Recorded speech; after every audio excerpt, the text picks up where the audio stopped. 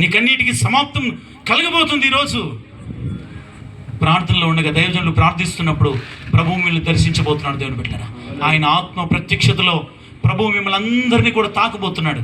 ఎంతమంది మిమ్మల్ని మీరు ఆయనకు అప్పగించుకుంటారో దేవుడు తన ఆత్మచేతను నింపుతాడు. వర్షం పడుతున్నప్పుడు మధ్యలో వెళ్ళి బకెట్ పెడితే బకెట్ నిండుతుంది. మీ భాషలో మాట్లాడుతున్నా నేను. వర్షం పడేటప్పుడు బకెట్ తీసుకెళ్ళి పెడితే దాన్ని బోర్లో పెట్టామనుకో నిండుతుందా? ఒక పక్కన ఆరాధన జరుగుతుంది, ఒక పక్కన ఆత్మవర్షం కురిపిస్తూ ఉంటే నువ్వు రకంగా ఉంటే నీ హృదయాన్ని తెరవాలి. ఆయనకు నీవు అప్పగించుకోవాలి, సమర్పించుకోవాలి.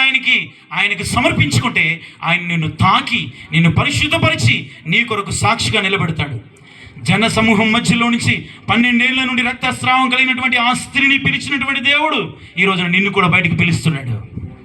సమాజంలో తలెత్తుకునేలాగా చేస్తాను నేను. ఇన్ని రోజులు తలదించుకున్నావేమో, సమాజంలో నీ అప్పుల్ని బట్టి తలదించుకున్నావేమో, నీ రోగాన్ని బట్టి తలదించుకున్నావేమో, సమాజంలో తలెత్తుకునేలాగా చేస్తాడు. నీ శత్రువు యొక్క దవడ పళ్ళు విరగొడతాడు ఆయన. హల్లెలూయా, హల్లెలూయా. నీ శత్రువులందరినీ కూడా నీ దగ్గరికి నడిపిస్తాడు, నీ కాళ్ళ దగ్గరికి. వారిని మారుస్తాడు, వారందరినీ మారుస్తాడు.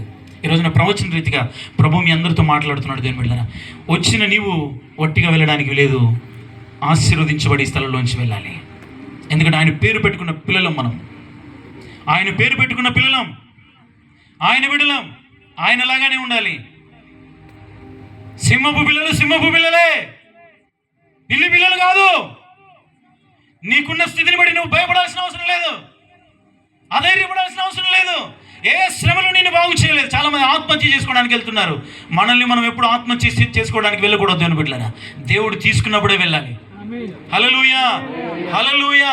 ఒకవేళ అటువంటి తలంపుతో వస్తే మానుకోవాలి. దేవుని బిడ్డలారా, మనం పిరికి వారం కాదు, మన దేవుడు కొదంబ సింహం అయి ఉన్నాడు. ఆమేన్. అప్పుడు దేవుని బిడ్డలారా, మన దేవుడు ఇశ్రాయేలులందరినీ పోషించడానికి ఆకాశ